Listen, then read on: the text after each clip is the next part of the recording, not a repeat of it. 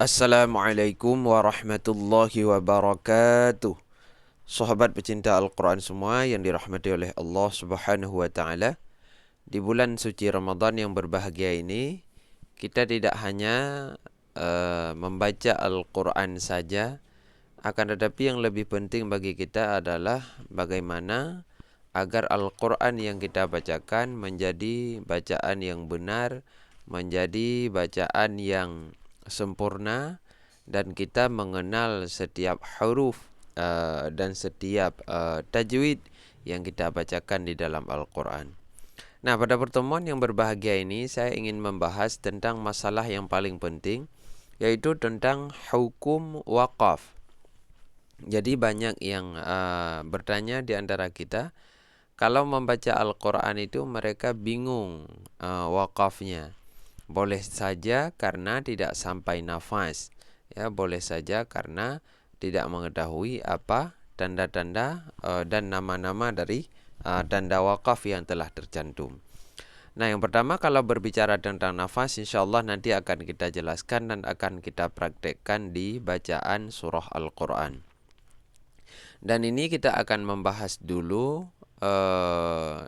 rumus-rumus yang terdapat di dalam Al-Quran, tanda-tanda wakaf yang terdapat di dalam Al-Quran, apa saja namanya dan bagaimana hukumnya. Ya. Sebelumnya kita ketahui yang bahwa wakaf artinya yaitu berhenti. Berhenti apabila membaca ayat-ayat Al-Quran, baik di akhir ayat ataupun di pertengahan ayat. Ya, tanda ini berbeda dengan tanda tanwin, harakat maupun sukun. Jadi tanda ini bukanlah tanda harakat, sukun dan tanwin lainnya, bukan. Ini tanda khusus untuk kita berhenti dalam membaca Al-Quran agar tidak salah dalam mengartikannya. Taib. Tanda wakaf itu ada beberapa. Yang pertama ada tanda mim, ada tanda lam, ada tanda jim, ada tanda tulisan sola, ada tanda zai, ada tanda qafun ataupun qala, ada tanda ta, huruf ta, ada tanda qaf, ada tanda kaf, sad dan titik tiga seperti ini. Ada berapa? 1, 2, 3, 4, 5, 6, 7, 8, 9, 10, 11, 12 ataupun 11 tanda, ya. Karena ini beda-beda Al-Quran mungkin bisa jadi. Baik, sekarang akan kita kenalkan satu persatu. Yang pertama adalah tanda mim. Mim ini adalah di saat kita membaca Al-Quran, jika ketemu di ujungnya ada tanda mim, maka itu artinya adalah waqaf lazim, ya. Ini sangat banyak terdapat di dalam Al-Quran, yang diantara kita kadang-kadang tidak berhenti saat bertemu dengan tanda waqaf seperti ini. Waqaf lazim artinya harus berhenti. Jadi kita harus berhenti di situ. Nah, nama aja waqaf lazim. Baiknya kita berhenti di situ. Bahkan ada pendapat mengatakan wajib berhenti. Takutnya kalau kesambung nanti jadi arti yang salah, ya. Selanjutnya yaitu bentuk lam tanda wakafnya. Ini dinamakan dengan wakaf mamnu' ataupun tidak boleh berhenti. Ini sangat banyak terdapat di dalam Al-Quran, wakaf mamnu' ini. Jadi nanti bisa kita buka Al-Quran, ini adalah tanda wakaf yang paling banyak. Padahal ini bukan wakaf. Nah, ini namanya wakaf mamnu'. Di situ ditandai yang bahwa di sini jangan berhenti, ya. Nah, tidak boleh berhenti kecuali kita faham arti, faham maknanya. Di saat kita faham makna, maka boleh berhenti. Tapi kalau tidak faham makna, maka jangan berhenti. Selanjutnya yang ketiga ada tanda wakaf yaitu berbentuk huruf jim. Itu dinamakan dengan wakaf jaiz, ya. Nah, boleh berhenti, boleh melanjutkan. Jadi kalau ada tanda wakaf jaiz itu lampu kuning, boleh berhenti, boleh melanjutkan. Jadi berhenti di wakaf jaiz itu kalau nafasnya sudah tidak nyampe, kalau nafasnya masih panjang maka boleh kita lanjutkan. Itu dinamakan dengan wakaf jaiz. Ini juga banyak terdapat di dalam Al-Quran. Selanjutnya yaitu waqaf yang berbentuk tulisan shalla, ya, atau tulisan waslul ula. Ini dinamakan dengan waqaf waslul ula. Disambung lebih utama. Berhenti boleh, tapi kalau kita sambung bacaannya lebih bagus. Nah, seperti itu, ya. Dan waqaf waslul ula ini sangat banyak juga terdapat di dalam Al-Quran. Taib, yang selanjutnya yaitu yang kelima, ada namanya waqaf berbentuk huruf zai, ya. Zai seperti ini. Ini dinamakan dengan waqaf mujawwaz. Boleh berhenti di tanda waqaf yang seperti ini. Ini dinamakan dengan waqaf mujawwaz. Ini diingat, ya. Semua bentuk tanda waqaf ini dihafal namanya dan diingat pengertiannya. Ini waqaf apa, boleh berhenti apa tidak, gitu, ya. Waqaf mujawwaz, boleh berhenti.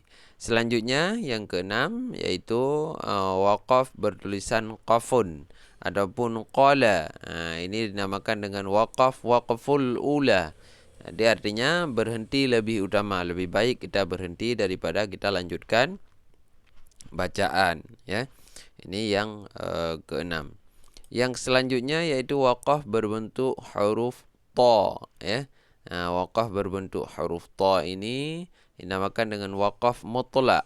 Boleh berhenti, boleh tidak. Ini juga banyak terdapat di dalam Al-Quran. Ini kita lihat contoh satunya, ya. Coba kita lihat. Nah, ini dia contoh waqaf mutlak, ya. Jadi saat kita baca أتأمرون الناس بالبر وتنسون أنفسكم وأنتم تتلون الكتاب. Ini waqaf mutlak, ya. Boleh berhenti. Tapi karena ini sangat sedikit lagi, kalau nafasnya nyampe misalnya tidak berhenti, ya tidak apa-apa. Atamuruna an-nasa bil birri wa tansawna anfusakum wa antum tatluna al-kitaba afala ta'qilun. Boleh juga, ya. Ini juga waqaf mutlak, ya. Ada contoh-contoh lain. Ini waslul ula. Ini jaizul waqfi. Ini apa tadi? Ini ada tanda-tandanya semua, ya. Ini tanda apa tadi? Jadi diingat. Waqaf zai ini tadi apa? Coba lihat kembali misalnya kalau kurang paham. Nah, tadi ada waqaf mujawwaz juga, boleh berhenti, itu zai, ya. Semua tanda waqaf yang terdapat di dalam Al-Quran ada di sini. Taib, selanjutnya itu waqaf bertulisan qaf seperti ini, ya. Ini dinamakan dengan qilla alaihi waqaf. Ya, dikatakan di sini boleh berhenti. Jadi ada yang mengatakan pada tulisan seperti ini juga boleh berhenti. Yang selanjutnya tulisan kaf, ya. Tulisan kaf seperti ini, kadzalika. Itu seperti waqaf sebelumnya. Jadi kalau sebelumnya terdapat waqaf mutlak, berarti ini mengikuti waqaf mutlak juga. Selanjutnya itu shad, waqaf murakhasah. Itu boleh berhenti juga. Dan yang selanjutnya itu tanda seperti ini dinamakan dengan waqaf mu'annaqah. Ini dinamakan waqaf mu'annaqah. Bila berhenti, maka berhentilah pada salah satu daripada tanda tersebut dan jangan berhenti pada tanda keduanya. Jadi tanda seperti ini biasanya terdapat dua.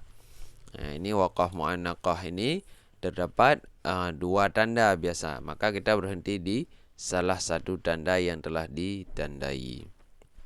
Nah, seperti itulah agar tidak salah dalam berhenti saat membaca Al-Quran. Maka dalami dan pahami hukum-hukum tajwid agar bacaan Al-Quran Anda tidak salah dan menjadi bacaan yang benar. InsyaAllah selanjutnya nanti kita bahas tentang masalah hukum nun mati ataupun baris dua. Taib, sekian pada penjelasan yang berbahagia ini. Semoga ini menjadi video yang bermanfaat bagi kita semua. Karena saya rasa sangat penting untuk mengenal bagaimana agar kita bisa mengetahui wakaf-wakaf yang terdapat di dalam Al-Quran. Sekian kami akhiri dengan wallahul muwaffiq ila aqwamit thariq. Assalamualaikum warahmatullahi wabarakatuh. Sedikit saya lupa, adapun saktah itu tidak wakaf namanya, tapi itu berhenti sebentar karena dia itu menyambungkan dengan nafas yang sama. Yang dinamakan dengan wakaf adalah berhenti tanpa nanti membaca dengan nafas yang terdahulu. Berhenti, kita ambil nafas baru. Berhenti, ambil nafas baru, itu dinamakan dengan wakaf. Kalau berhenti, melanjutkan dengan nafas yang sama, itu bukan wakaf, tapi saktah. Sekian.